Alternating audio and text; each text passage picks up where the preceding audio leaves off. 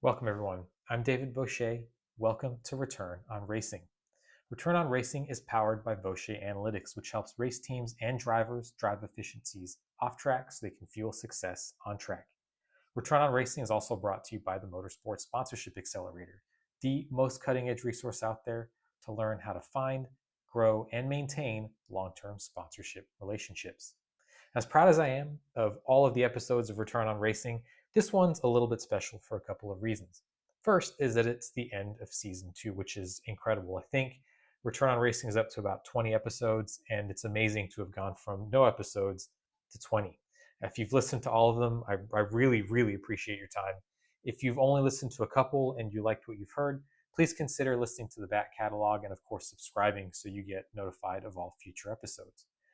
This episode, though, is also, I suppose you could say, notable because it's an unintentional end to a two-part series I hadn't planned on. So if you've listened to the previous episode, I talked about Zach Brown and his thoughts on, I don't think cost reduction is the right phrase, but rather revenue management to grow IndyCar. So go listen to the episode. I think it fascinating comments from Zach Brown, and I was very happy to hear that they were in line with something that I've been saying for a long time now. Now, Zach Brown, if you don't know who that is the CEO of McLaren Racing. Now, of course, I think you could say pretty safely that when most people hear McLaren and racing together, they're probably thinking of Formula One. But it turns out that McLaren Racing actually has success in several different series. And if you go back in McLaren's history, even some series that don't exist anymore, I think Can-Am is probably the most notable there.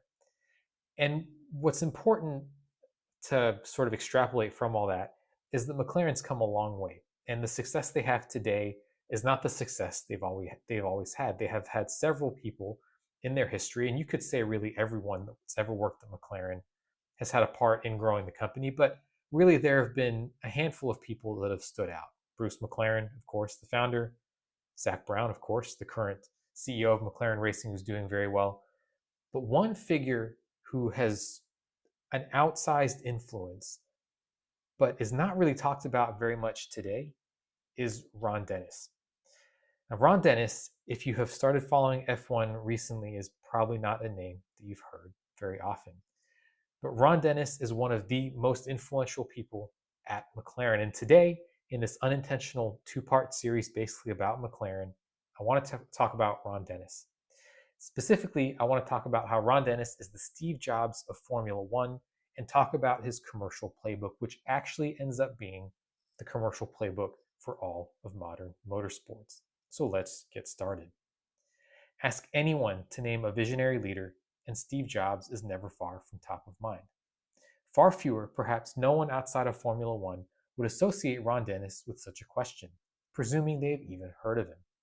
Nevertheless, I find him absolutely fascinating, and Ron Dennis's contributions to modern motorsport absolutely stand up to Steve Jobs' contributions to the tech industry.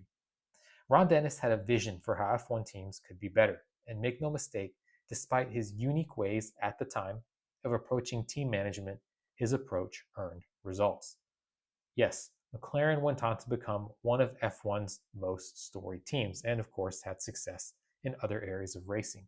But more pertinently to the business of motorsport, Ron Dennis engineered the commercial and cultural operating system of what a modern F1 team looks like today. And I think there's an interesting parallel here, just as a side note to make with Zach Brown, because I mentioned very briefly Zach Brown's professional history.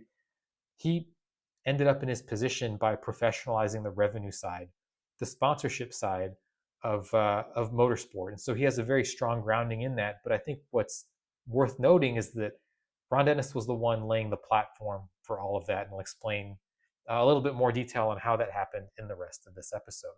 So Ron Dennis really wasn't ahead of the curve. In some areas, he set the curve. And if you're trying to understand how to build a successful motorsports team, especially one that attracts elite sponsors and creates long-term brand value, you need to study Ron Dennis. Quick note before I carry on, this episode is not just my thoughts. It's built on a lot of research that I've gone into and really enjoyed consuming, and there's three primary sources I'm going to refer to. One is an absolutely fantastic interview. It's almost 2 hours long. I'll put the link to that in the show notes. It's via YouTube, so very simple to access. I've also got it linked in the source article for this, which is on the Vaucher Analytics webpage. I'll link to that as well. There are also two books that I'm going to speak of, and their titles are somewhat long. When I get to specific quotes, I'll mention the books. And if you're interested in them, please do read them. They're great. But if you're at all interested in Ron Dennis's history and his philosophy after you've listened to this, or if you've just known about him but want to understand more about his train of thought, please go check out that YouTube interview. Again, it's almost 2 hours long, but it really is a masterclass in motorsport strategy. It's fantastic. I loved listening to it, and more than likely, I will probably go listen to several parts, if not the whole interview, at some point later in the future, even for a second time. So, with that in mind, let's just get further into Ron Dennis, his life, and his approach to motorsport business. The first thing you have to know about Ron Dennis, and the first thing you really have to understand about his character, is that truly it was Ron Dennis's way or the highway. And Ron Dennis has a mixed reputation, we'll say, in F1. Of course, I've never worked with him, I don't know him personally. But what I've gathered secondhand is that he could be very difficult to work for. But really, that's not so different from some of business's other storied figures, including Steve Jobs. So let's talk more about that. Jobs turned Apple into more than a tech company, and Ron Dennis turned McLaren into more than a racing team. Dennis understood that F1 wasn't just about cars, much like Apple wasn't just about electronics. If it aims to last, a racing team has to convey emotions, even when its cars aren't moving. And to reach this end, Ron Dennis, much like Steve Jobs in his own area of expertise, viewed his F1 team as his domain over which he needed to, and could exert total control over image, narrative, and money. Everything. Both Jobs and Dennis believed in controlling not only the full consumer experience, this would be Apple with its closed iOS ecosystem, and McLaren with so much of its in-house development, but also every other experience having to do with their respective brands. Apple stores and its headquarters, of course, are extensions of the product, and so is the McLaren Technology Centre, which from now on I'll refer to as the MTC. Perhaps, though, it is also the other way around. Products that are beautiful must come from beautiful places, surely. After all, only in such beautiful places can artists and engineers be inspired to design and create meaningful objects. If this is true, then one must be obsessive about from where products originate if one hopes to end up with obsessively designed outputs. Surely it was both to Ron Dennis. One avenue out of so many over which to take pleasure and probably feel a certain amount of pain in obsessing over every detail, as well as a practical necessity to ensure that the products at the end of the value chain met his standards. And he actually beat Steve Jobs to bringing his magnum opus to life. Apple Park opened in 2017. McLaren's Technology Centre opened before that. A lot more, actually. It opened in 2004. Now, both interestingly, probably coincidentally, but still interesting, both of those, both Apple Park and the MTC, are shaped like circles. And both were designed and controlled in such a way as to convey the values of their respective originators, down to the smallest, most incredibly minute detail. And here's where I'm going to present to you my first quote. This is from a book called Forever Forward, The Inside Story of McLaren Formula One by Ben Hunt. Quote, inside the MTC, the fastidious attention to detail is impressive. Dennis required that the dimensions of the building were adapted to ensure no tiles needed to be cut to fit, including around the heavy machinery equipment. I learned on my first visit to the MTC that it was imperative none of the old race cars on the boulevard leaked oil. This is my note now. David Vaucher speaking. The boulevard is basically the hallway at the entrance where all of McLaren's historic cars are stored. So carrying on to the quote, he could not have these cars leaking oil because, quote, as a stained tile would necessitate the removal and replacement of all of the other floor tiles, end quote. So think about that. Ron Dennis didn't just want oil leaking from his cars because he was actually a mechanic prior to having all of his success. So part of that was probably just his good work habits. But he didn't want it because if oil leaked on the ground, it would discolor a tile. And a replacement tile would probably not be from the same batch as the tiles that were around it, and it would look awful. So that is the level of detail that Ron Dennis was working with. Now, from that first point, though, which is that he had this really strong desire to control everything, it was channeled. And Ron Dennis lived to satisfy and attract customers through brand building. Like Steve Jobs, Ron Dennis believed the product is the brand. Every touch point, from the MTC and the cars down to the factory walls, had to convey perfection or as close to it as possible. I have to imagine this was just in Ron Dennis's nature. He just couldn't imagine any other way of doing this. Nevertheless, his rigid views were channeled to and in service of a practical outlet, designing, or rather delighting sponsors. And this is a good point to share with you the second quote from another source, which is called The Formula: How Rogues, Geniuses, and Speed Freaks Re-Engineered F1 into the World's Fastest Growing Motorsport. This is by Joshua Robinson and Jonathan Clegg. I loved reading through this book, and I highly recommend giving it a read if you want to learn more about the history of Formula One. And just quick note, going forward, I'll just refer to this as the formula from now on. So here is the quote: To many inside motor racing, a sport that liked to think of itself as sexy and dangerous, Dennis's approach seemed clinical, bland, and nauseatingly corporate, but sponsors absolutely ate it up. End quote. Too many teams today still think sponsors want exposure. They don't, at least not in the literal sense of the word. They don't want simply to be seen. What they actually want is association with a brand. The logic is obvious. If a fan identifies strongly with an F1 team, and the case is made clearly enough that a sponsor is a sponsor because they share the same qualities of excellence in engineering, design, and build quality, for instance, the fan is more likely to choose that brand over a competitor. But how many teams actually work to deliver this association? Again, not just exposure, but association. In any business, you have to have what I call a North Star and be uncompromising in service of that destination. Ron Dennis understood this and made sponsors his clients. I mean, sponsors are clients. He made sponsors that North Star. And to create association between McLaren and its sponsors, he went to great lengths, often ahead of everyone else and always following the money. The Marlboro McLaren deal that was just so iconic and really the heyday of McLaren, the MP44 days, wasn't just a sponsorship, it was a brand fusion. In fact, McLaren and F1, as we know it today, would not exist were it not for the involvement of that tobacco brand. Quick story in the book I'm reading on the inside story of McLaren F1. Apparently, the MP4 designation comes from the fact that it was basically the fusion of Ron Dennis's lower tier Formula team, so F2 and F3, which was called Project 4, with McLaren, which at the time was sponsored by Marlboro. And so when this fusion happened, the cars going forward were called MP4 and then whatever the number was. Now, I've heard mixed things. Of course, MP could stand for McLaren Project, but it could also stand for Marlboro Project. So make of that what you will. Anyways, according to the formula, Ron Dennis, in collaboration with Marlboro executive John Hogan, came up with what was straightforwardly called the Book of Sponsorship, which I think was an internal document. And while perhaps its existence is little known today, it's at the heart of modern F1 sponsorship practices because it was this very document that prescribed carving up a race car's chassis into various zones for optimal sponsorship logo placement. Furthermore, the MTC wasn't just a vanity project or a place to work. Dennis really viewed it as part of the advertising budget, and this is what he mentions in that fantastic YouTube interview that I talked about earlier. It really was the physical manifestation of what McLaren stands for. This wasn't just to make the employees feel good and work more efficiently.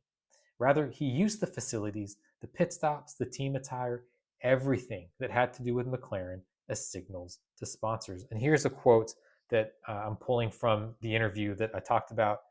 Please do go check it out. There's just so many insightful words from Ron Dennis, and this is a selection of those words. So, quote, I still have people come up to me and have done for years and say, we've been to your facilities. They're mind-blowing. How do you keep these standards? How do you keep this mindset? The answer is attention to detail, and by sharing and infecting people with your passion for perfection, your desire for perfection. You know, you can't always be the best, but you can look the best. You know, we might not have the fastest car on the race circuit, but you can do the fastest pit stop. Why not have pride in that?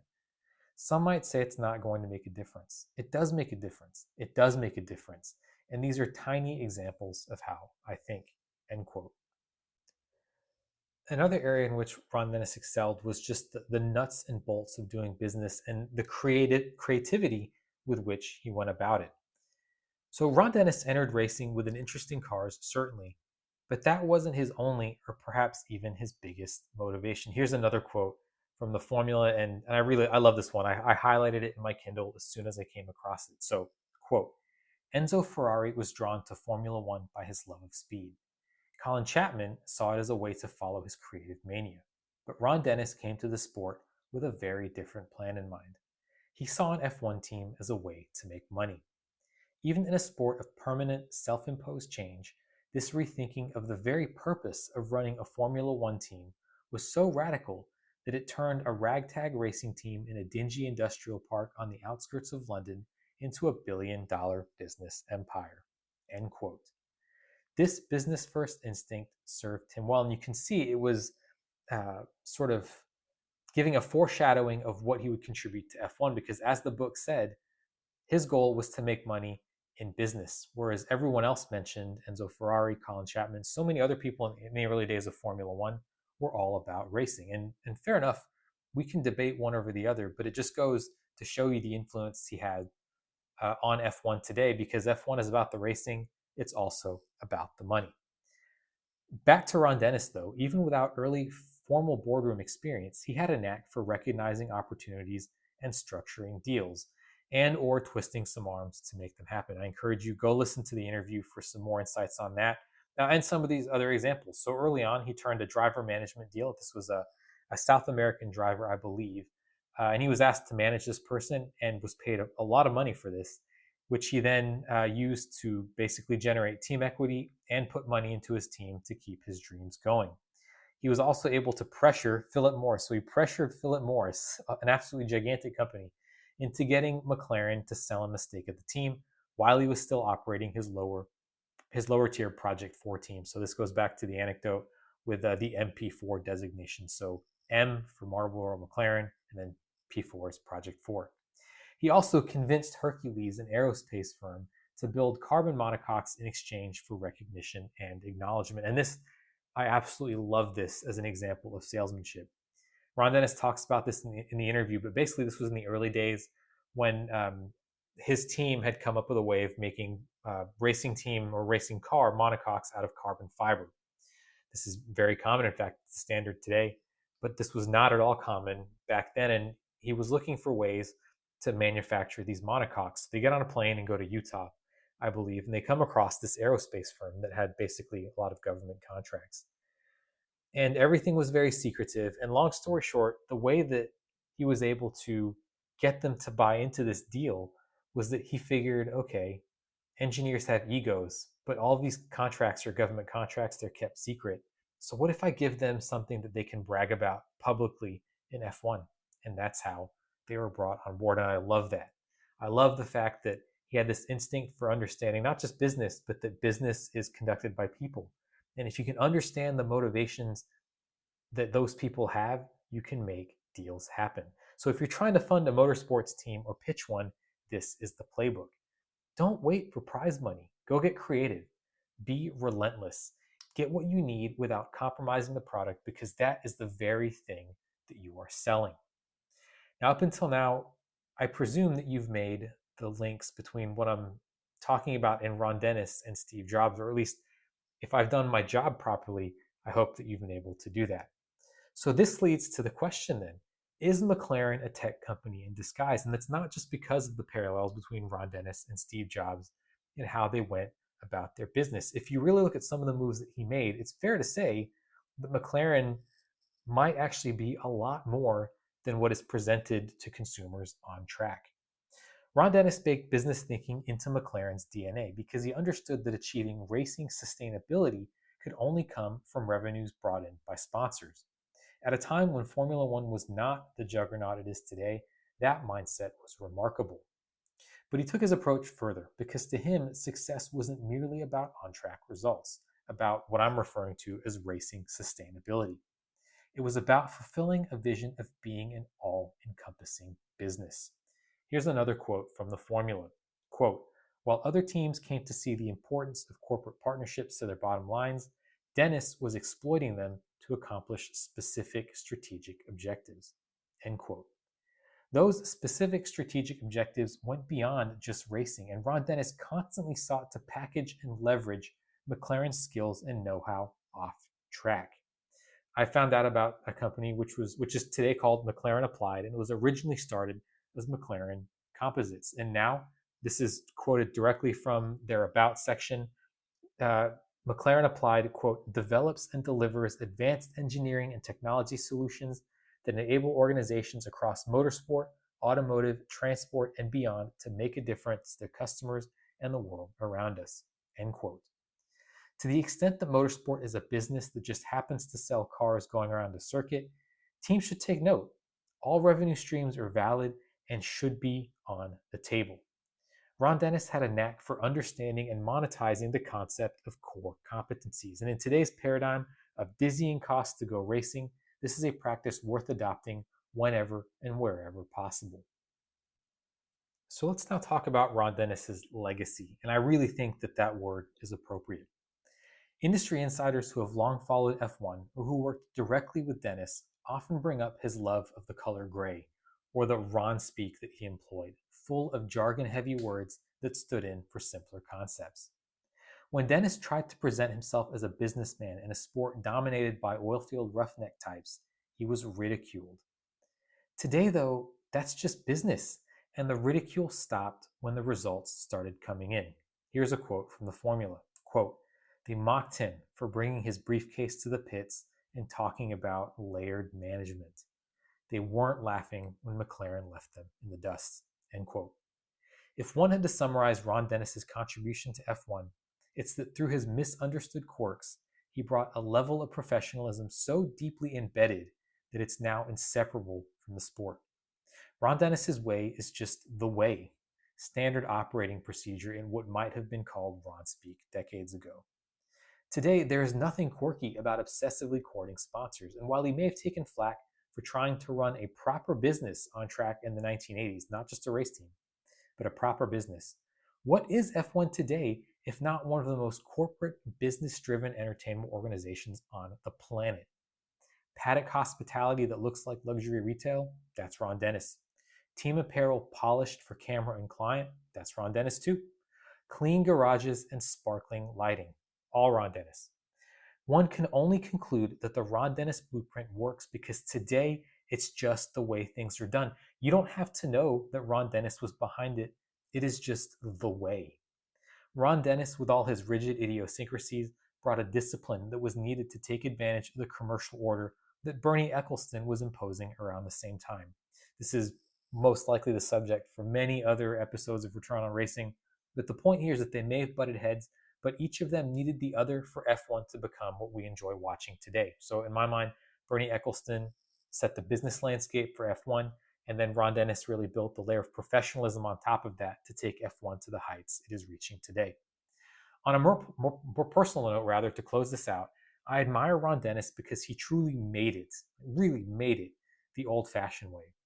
He was born in one social sphere and through sheer determination, hard work, and vision, entered another, far more stratospheric one. In a world where success, sporting or otherwise, usually involves so many tales of people using deception or connections to get rich quickly, Ron Dennis's story is one of the truly encouraging ones. F1 stands on the shoulders of Ron Dennis, and it will be a very long time before someone has such a transformative impact on the pinnacle of motorsport. And on that note, I will end today's episode of Return on Racing. I really hope you enjoyed it, and as usual, I want to thank you so much for choosing to spend your time with me. If you enjoyed this episode and you want more insights like this, please do consider signing up for the Return on Racing newsletter. This is the weekly newsletter from Voce Analytics covering actual motorsport strategy, cost breakdowns, and sponsor intel, all in less than 500 words. So the idea is to deliver insights to you quickly, efficiently, directly to your inbox so that you can apply them directly in your day-to-day operations. You can sign up for this on the front page of the Voce Analytics website at www.voceanalytics.com. Again, I want to thank you so much for choosing to spend your time with me on this episode of Return on Racing, and I really look forward to speaking with you on the next one.